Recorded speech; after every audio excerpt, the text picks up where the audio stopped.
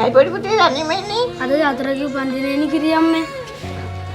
චතුරලා තාත්තා මාව මගින් දාලා චතුරට කොත්තු අරන් දෙන්න ටවුන් එකට ගියා. උන්නගේ කොත්තු වලට වඩා පොඩි රස කොත්තුවක් මම ඔයාලට හදලා දෙන්නම්කෝ. හොඳද?